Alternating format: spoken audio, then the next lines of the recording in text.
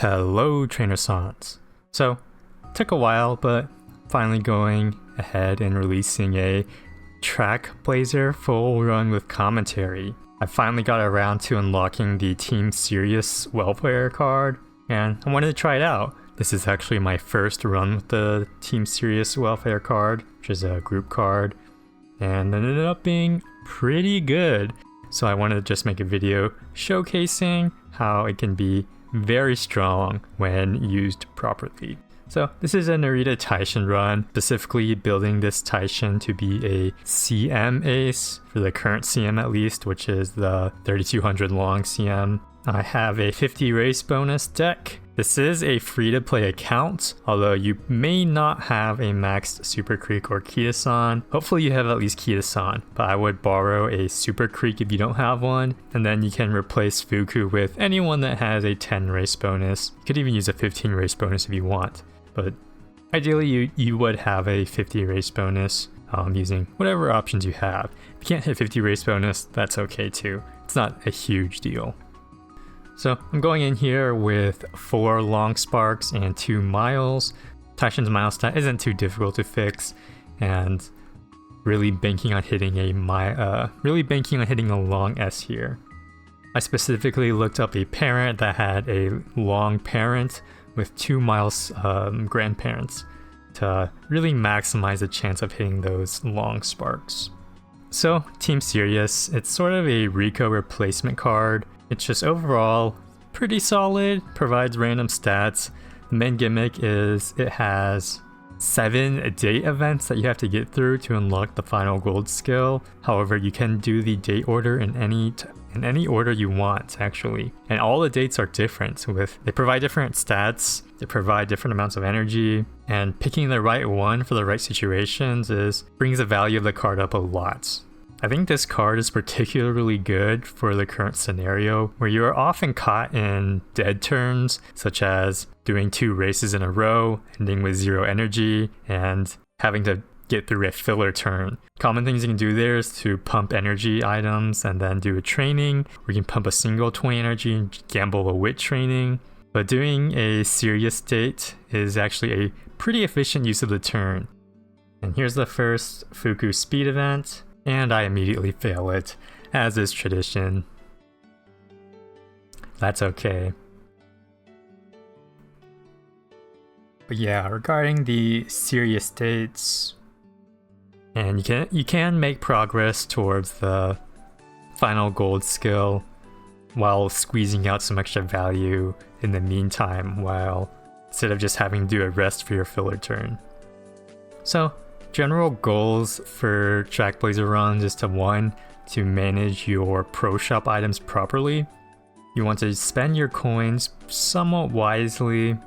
Like if you already have 3 cupcakes, you don't need to buy a 4th cupcake. In fact, I wouldn't even buy a 3rd cupcake because mood downs aren't that common. Similarly, if you already have 5 energy drinks, you don't need to keep buying more. In fact, that means you're probably not using them enough to squeeze out extra trainings where you were probably passing them up before. So for trackblazer, I'd always recommend having a goal in mind and then working towards that goal. And it's not just, I want to end with a good UMA. You need to think like, I want to cap speed, I want to hit certain stamina breakpoints, I want to hit power stats, and then you want to plan to hit those goals.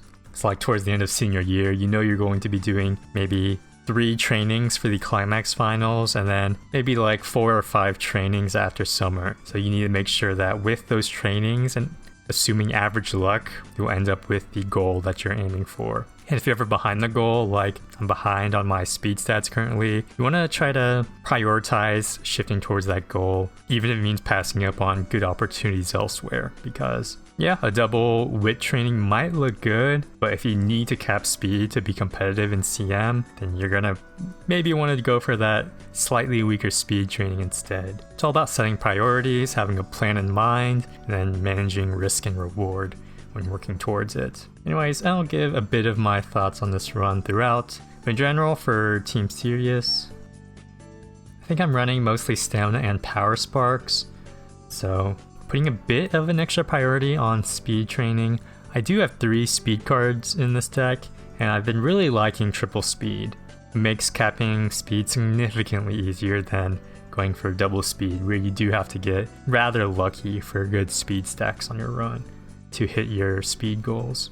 Having a third speed option makes it a lot nicer for, consistency's sake. So with make debut done, always make sure to check your shop. Energy is pretty much a must buy for year 1 and even year 2, because it's still unfortunately pretty common to not get any kale medicines in year 1 and year 2, which means you need energy to have successful summer sessions. I do have a mile, medium, long agenda that I have pre-saved, and it only has G1s and a couple of G2s that I find valuable. While you can save a bunch of G3s, I found that it became pretty annoying having to navigate between a G3 scheduled every turn, because the game's always bugging you like, hey, are you sure you want to do this training when you have a scheduled race? And it's perfectly fine to pass up on G3s. So in general, I shifted my priority from having races first, then looking at trainings, to checking trainings first, and then going to races if I don't have any good training options. Exception being particularly G1 races, which are very valuable. So I will try to do a G1 as the highest priority unless the training is exceptionally good. And even with good trainings during G1s, I pretty much will never pass up the Triple Crown, because there's just too many epithet bonuses attached to the Triple Crown or the Triple Tiara route, depending on what you're doing. So I always try to do the Triple Crown no matter what. So year 1, you're still playing very flexibly. You can do races when your trainings are bad. And with a B in mile, I'm still a bit scared to do mile races. Another thing that you can do to maximize your value is a thing I like to call energy scamming. That's doing races when you have very low energy currently, so you're not paying the full cost. Because if you have 1 energy point and you do a G1 race, normally it costs 20 energy, right? But since you're only having to pay 1 energy when you're only at 1 energy, you're essentially scamming 19 extra energy by doing a race that turn. So it's really good value when you compare how much like 20 energy is worth in terms of shop coins. You're getting like an extra 30 shop coins, which is a good chunk of stats if you compare it like that as well. So whenever I can, I try to energy scam, which means hitting 0 energy and not having to pay the full energy cost of both the races and some event choice options. It's particularly good with the Team Sirius card because one of the day options actually has you lose energy and gives you a bit of speed and power. But if you're already at 0 energy, it's a great time to use that, especially when the next turn is late December, because you can race at 0 energy with no penalty. Like even late November here, I think this would be a great time to do the minus energy if I was already at 0 energy, because I do usually like gambling on racing with 0 energy, which is a risk, but it's a risk I'm willing to take. I don't really like doing 2 races with 0 energy because the odds go up drastically, and I definitely don't race 3 times in a row with 0 energy. At that point, I will pump energy just to prevent the over race penalty. I only do 3 races in a row if it is a G1 and I have at least 1 energy. I will pretty much never do 4 races in a row, since the odds of getting punished is just a bit too high there, especially because you can get stat downs at that point. 3 races in a row is still fine, especially if you have skin outbreak prevention plus some cupcakes stocked up. If you have no cupcakes in stock, you need to be a little more careful with over racing, because having mood downs can really mess up your future training turns if you have no actionable plan to fix it in the future. Double speed rainbow here. That's something I'm really interested in. So I am willing to pump some energy to make this a very powerful speed training. 60 speed at the start of year 2 sets me up very good to win races for the rest of the year. Since in trackblazer you can't just enter races, you do need to win races pretty consistently to make sure you get the rewards from winning. The difference between first and getting 5th in a race is still very massive in terms of stat gains and coin gains. So do your best to still win. Buy skills if you need to, especially if your aptitudes, if you're running in races with low aptitudes, such as B or C. And if you're still struggling getting first, then prioritize speed even more at the start. In terms of the energy options at the end of races, whether you should go top or bottom, I generally prefer going bottom unless I'm between 20 to 25 current energy, because in that case, going bottom would potentially put you at 0 energy, which would break your next training turn if you're planning to race again. So if you're between 20 to 25 energy, that's when you want to go the top option. Or I guess if you're between 21 and 25 energy.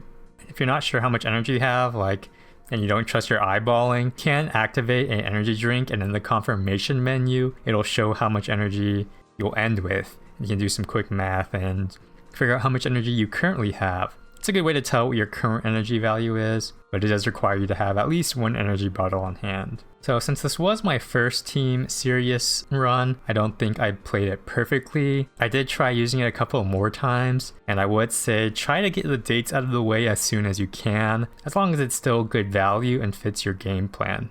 Like anytime you're going to rest, I would suggest doing a Team Sirius date instead, just to make progress on it, so you're not stuck having to pass up on good training days towards the end to fill out your Sirius dates. If your turns are bad, go ahead and use your dates to get value out of it.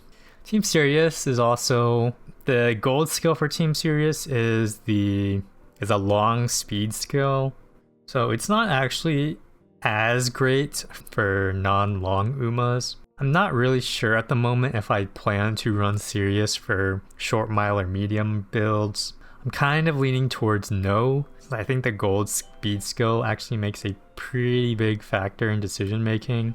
But as a welfare card, if you don't have anything better, then I think it's still a very solid thing to include as even for non-long runs. Since it doesn't actually provide all that much stamina, it provides mostly speed and power, which is good for all distance types.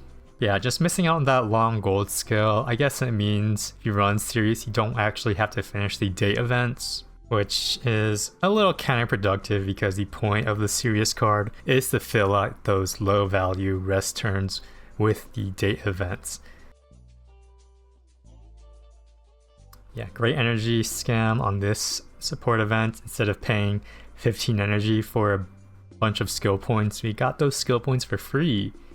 So huge value in that. And right here, I am willing to gamble a second race in a row with 0 energy. If I wanted to be super safe, I could pop an energy drink here, but in my opinion, I'm willing to take a risk on this one. And we get a mood down, which I'm perfectly fine with. The Team Sirius events are also pretty decent.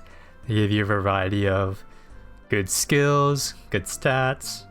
Downside of it is that they have a lot of events, which means it could push out the event chains of your other cards, such as Kita-san or Super Creek. In my personal experience, I haven't had too much issue with Team Sirius events. I've still been hitting my Kita-san and Super Creek chains whenever I've been running Team Sirius. Man, these trackblazer runs are pretty long, aren't they? Doing a single run is still kind of overwhelming.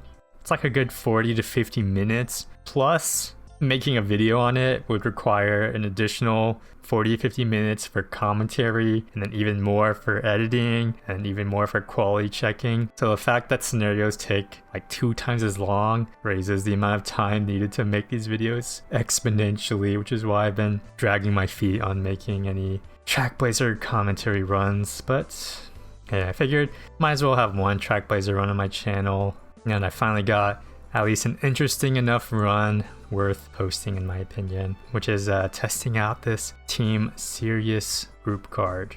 It does have the gimmicky rainbow effect where you can get lucky and it turns into rainbow training for a couple of turns. I don't think that's huge value. It's all right. I very rarely find it providing anything significant, but I guess it's a nice side bonus for the amount of stats that it already provides. Yeah, I definitely don't consider it a training heavy car. It's more just like a stat stick where it just provides a bunch of stats, and stats are always nice. The gold skill is also pretty nice. If it was a 10 race bonus card, I think I would run it in every deck, but only having 5 makes it a little hard to slot in, especially if you're running Kita-san, which is also 5 race bonus. General goals, you want to have 2 big megaphones for each summer. You want to have ankle weights, at least a couple in the training types you want to focus on at all times. Since this is mostly a speed deck with 3 speed, 1 stam, 1 wit, I want to prioritize getting speed and stamina ankle weights, and having at least a couple on hand at each time in case I get a bunch of good turns in a row. And then towards the end of the run, you can gauge how on track you are. If your speed is higher than expected, of course, you can stop buying books. If you're planning to cap your speed out without much issue, you can also stop buying speed ankle weights, although speed training with ankle weights is still a good source of power training, even when you're capped on speed. Like, I've done double or triple speed trainings during Climax Finals, even when I was already capped on speed, just because it was going to give like 40 or 50 power, which is still very good when you aren't capped on power yet. Like, looking at my stats at the end of year 2, my speed is on track, my stamina is a bit low, my power looks good, and my wit is definitely a bit low as well. So knowing where I am in relation to what my goals are, right now I'm going to be focusing a bit more on stamina and wit, unless there are some very high value speed training turns. Like double rainbow speed, that's high value enough. And using the training charm here is also very high value because we're essentially scamming an entire ankle weight amount's worth of training energy, and it doesn't mess up our next turn either because it's the Arima Keenan where you can't get punished for having 0 energy. So we basically energy scam 2 turns, one with a speed ankle training, the next with the Arima Keenan on 0 energy, which is just massive value. Like, that's a good 50 energy that we scammed out right there, which is a huge amount of value. So for example, right here I have enough coins for the speed or the power book, and although my initial instinct was to just buy the speed book, I realized I was currently on track on capping speed, so I instead bought the power book. Just an example of how important it is to gauge where you currently are standing with your goals so that you can have the best possible outcome at the end. Doing a big training at 0 energy with a good luck charm is one of the most satisfying feelings, you know? Knowing that you're scamming a huge amount of energy, like 30 plus energy, that's value. That's how you squeeze out every last drop of stats from your available resources.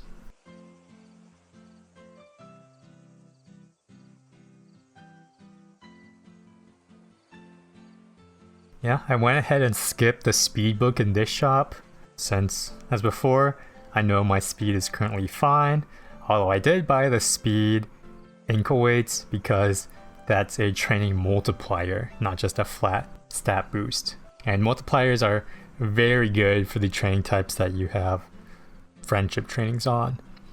Even though my speed stat is good, it's still not capped yet, and I do plan on capping with some very high value training turns whenever they pop up, and having those ankle weight multipliers is what's going to get me to that speed cap.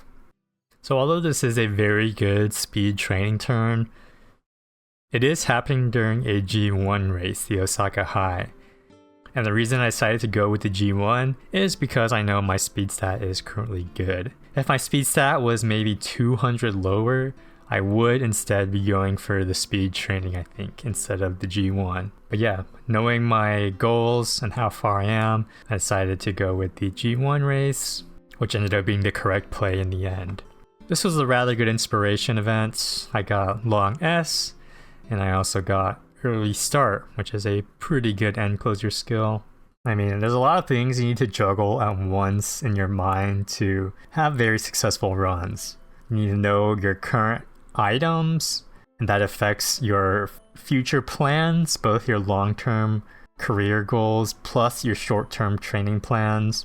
Like, I usually think at least 2 or 3 turns ahead based on my current energy levels and how I'm going to be proceeding. Like, if I know I have extra energy items, I'm planning to do a training on this turn, I'm going to do a double race on these turns, and then all those extra micro optimizations, and puts you in a final long-term goal of hitting the stats you want and making a good end UMA.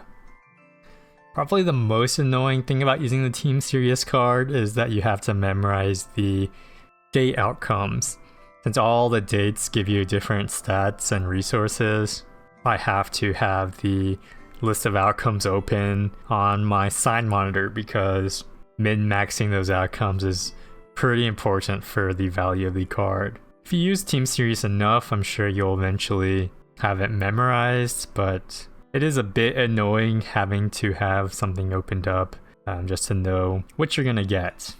Like, I used Rico throughout all of Unity Cup, and I'm still not entirely sure on what each date gives. Like, I know the rough energy amounts it gives since that's important, but I'm still not entirely positive on which dates give stamina, which ones give speed, even though that is pretty important for decision making. Just something that I've been lazy about. But now with Team Sirius, where you have 6 dates that all have different outcomes and greatly impact your decision making, it's kind of annoying not having it, that you have to look it up.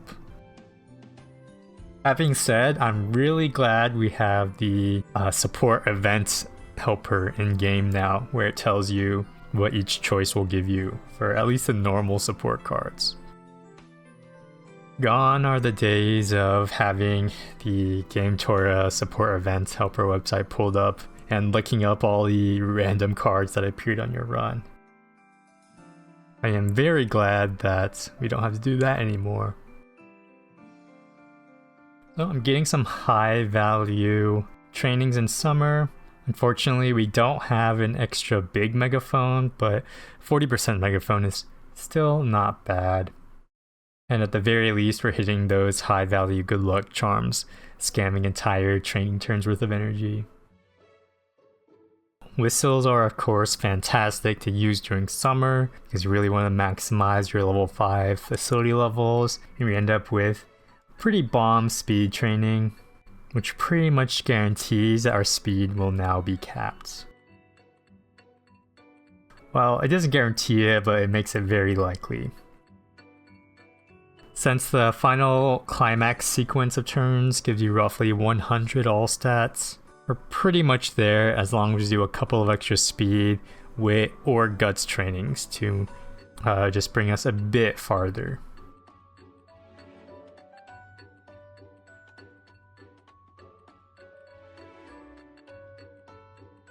Although we did have a great speed option on this day, we do not need the speed currently, so I'm perfectly fine with going for a G2 instead. So right here, my goal is 1, to finish out the Team Sirius, because I do want to end with the extra gold skill. I want to make sure my speed ends up capped, and I do want a little bit more stamina. Although currently I think our stamina situation is pretty good. We did already have the Swing Maestro event. I know we got the Henshin Racecourse green skill. And our guts level is also pretty high, so I'm not too concerned about our stamina levels at this point. Although some extra stamina here would be fine. I would put stamina and wit as the current highest priorities at this point of the run, so that's going to be what I'm putting most of my focus on in terms of shops and trainings. So, Queen Elizabeth Cup, we scammed a energy cost, and now we're going into the Japan Cup with 3 races in a row and 0 energy. So this is a interesting decision to have. Like, do you pop the 20 energy here or do you just tank the gamble? It's actually not that easy of a choice. Using the 20 energy here is safe, and in the end I did decide to go for it because I got a bit scared of the potential to get race fatigue bombed. While you can't get the stat downs with only 3 races in a row, I still didn't want to deal with potentially the skin outbreak, which would have been really annoying to deal with since I didn't have any cures for it in my inventory. If I had a skin outbreak cure, I probably would have gone for the 0 energy gamble, but I decided to play it safe. And finally, early December, year 3, we finished out the Team Sirius recreation, and our energy situation is roughly fine, especially because I knew we had the energy event boost here, and I'm okay with gambling one of my hammers here on the Arima Keenan. Yeah, if you want to be safe, you can save 3 gold hammers for the end. If you get sort of unlucky, you can get no gold hammers in the final shop. If you get really unlucky, you get no gold or silver hammers in the final shop, which is exceptionally rare, but still possible. But just like every other aspect of training, it's all about risk versus reward. I'm okay with gambling by only bringing in 2 gold hammers. So at this point, our speed stat is already capped. So we did end up getting a gold hammer in the final shop, which is nice. And for the final 3 training turns, just make sure you use up all your items if you can. Ending with unused items is just a flat out waste that could have been used for something better. Always make sure to hammer your final climax races. Don't forget it. Since I unfortunately don't have any energy items, I'm setting up my second training turn for a final good 3rd climax training turn by doing a wit. Since doing a wit then training is better than doing a risky training and then a risky wit.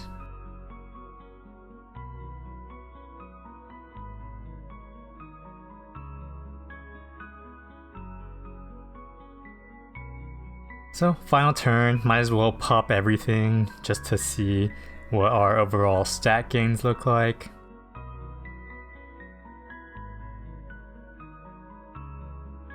I do decide to fish for something better.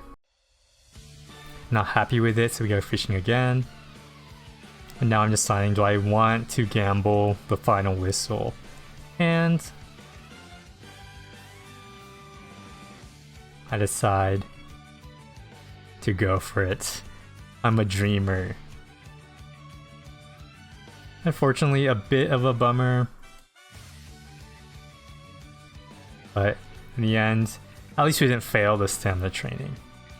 So ended up with a pretty strong Narita Taishin for CM. Ended with long S, cap speed, generally pretty high stats, pretty good stamina. And this was after day 1 of the CM already finished. So I entered her into round 2, and here's a quick montage of her doing Taishin things, scamming wins. And she's pretty much the main reason I was able to get 3 wins in round 2. And I will be moving on to the Group A finals. Hopefully she holds up. The last time my Taishin did really good in CM, she choked the finals unfortunately, but it happens. It's a random RNG game. I think at this point not many people care deeply about CMs. It's kind of lost its luster. You just show up, you grab your rewards, and you don't get too emotionally invested into it, yeah?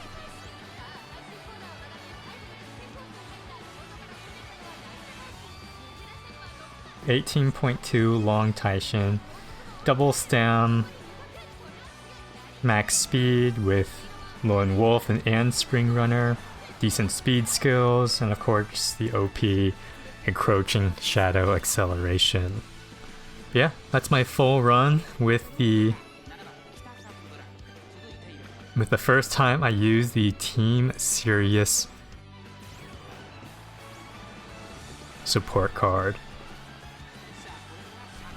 A very good welfare card for long builds, still considerable for non-long Umas.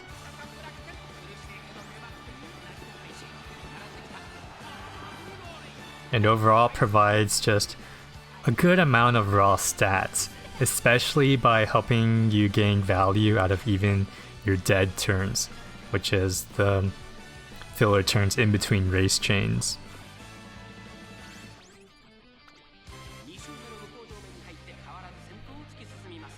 Definitely something worth keeping an eye on, especially if you're free to play like I am. And there you have it. Thanks for watching, and make sure to give your Umas lots of head pats.